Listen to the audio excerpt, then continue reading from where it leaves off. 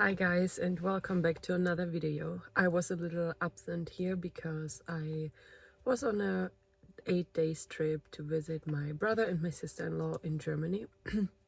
And those days were really busy, so I did not have the time to journal and self-reflect at all. And it felt like life was testing me if I'm able to live and survive in the real world without my spiritual practices. And it was really intense, I ain't gonna lie. And it also made me really sad because I just realized again and again and again and again how difficult social life and life in general is without receiving the right education.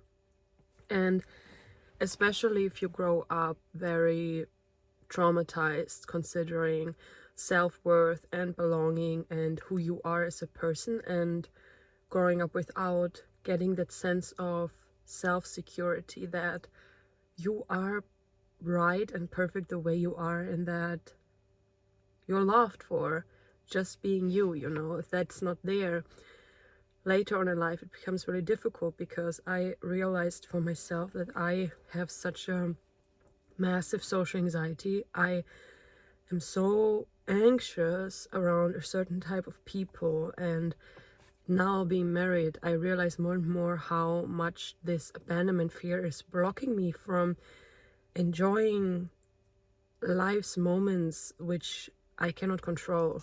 So I realized that I always was seeking some type of control. I was always trying to control something in my life because I felt everything is so much out of control. And then this morning when I was back to journaling, I was asking myself, why is that way? Like, why do I want to control so badly? Why am I seeking this type of security through control?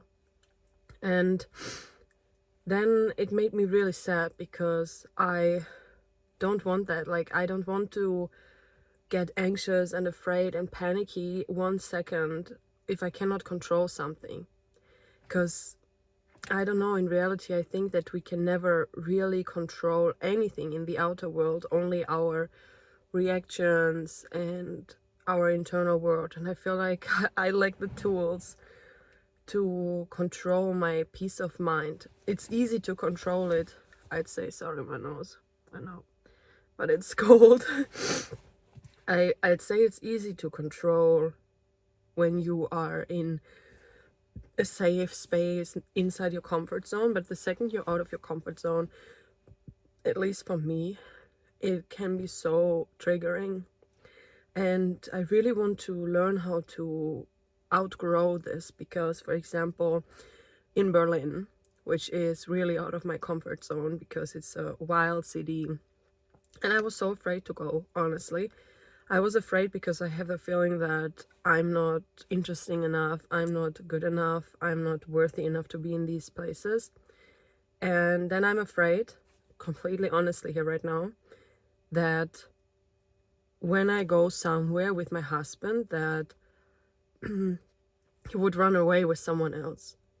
And I really don't know how to deal with this fear because it blocks me, and then I cannot speak. I know that this is crazy. I know that this is not the case, okay? I know that. And I believe that we have a very loving bond.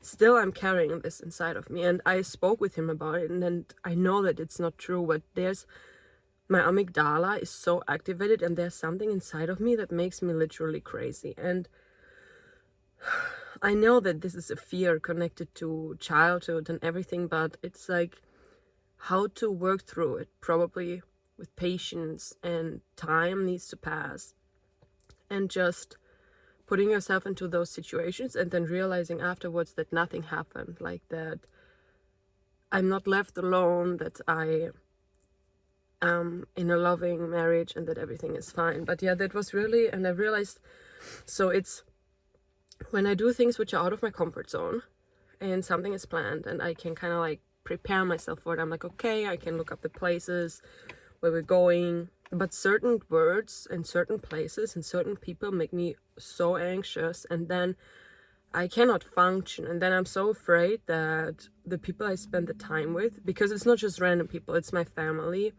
and my new family. So I mean, with my brothers it's different because they know me my entire life. I don't have these fears that they don't like me. It's more that with my new family I really want them to like me, which I believe is natural. It's not necessarily people pleasing in a toxic way.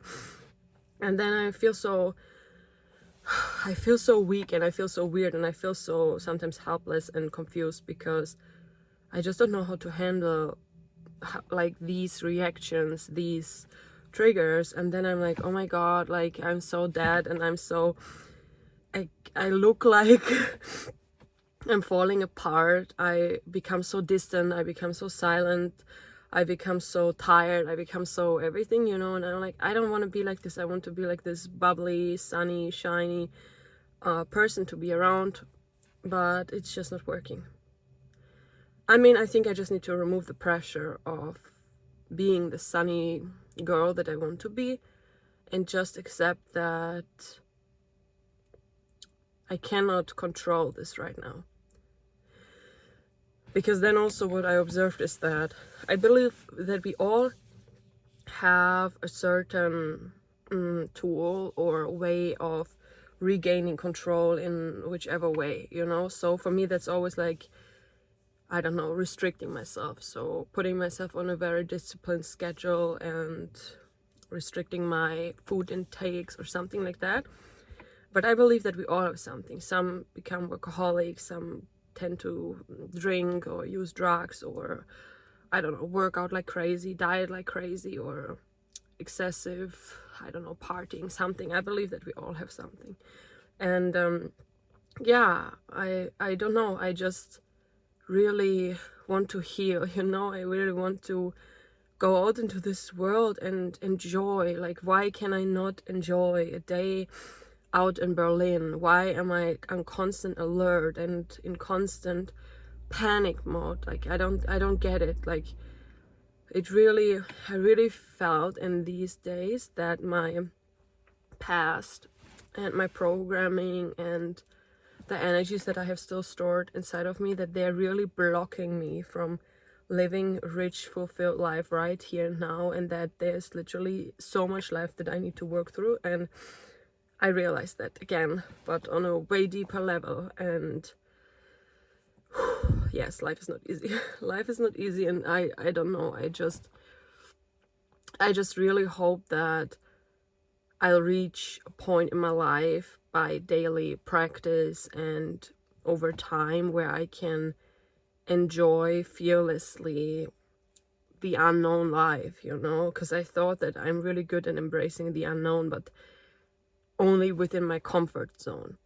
That's what I realized. So I realized that when it's something with, I don't know, acting, for example, my career, I have no problem sitting in the unknown, because that's literally what I was always used to from the start, you know. So that's kind of like normal. It's not challenging. But with socializing and with family and with friends, if I even have friends, honestly, it's so different. It's like, I don't know how to say. It's just the smallest change in events, the smallest change of schedule, and I'm done. I'm out. It can be anything. So for example, my sister-in-law, she invited a friend, and this friend was so sweet and loving and everything, and why do I panic? Like, what is this? Like, what is with me? And I feel so ashamed and of myself, and I just want to like literally go into my cocon and run away. And instead I behave extremely weird, distant, and almost indifferent, trying to hold on and not allow other people to see my feelings, because I really want to make this new family work, you know. And I really want to be liked by my sister-in-law and by my parents-in-law and by their like circles, you know. So yeah, I don't know, it is not easy.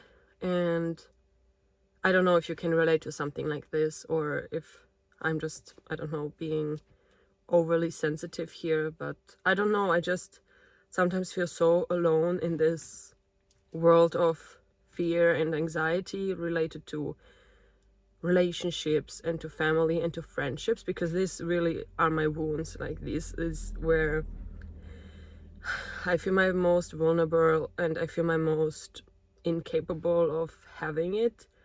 So yeah, I often feel very alone because I have a feeling that I'm the only person who is panicking and afraid around other people in this, on these levels, and especially if there is nothing to fear about.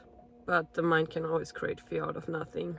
Though I believe in my case, or maybe also in yours, it's because of the past, you know, because of the memories which are still stored and not released and healed. So if you're watching this and you feel similar, maybe if you have found some ways to cope with it and to deal with it, but in a healing, long-lasting way, not short-term suppressive way, share your journey with me in the comments. And yeah, I really hope I can find some answers.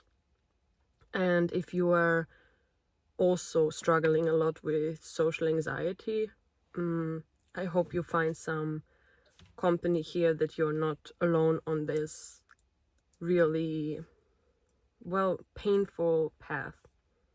Thank you.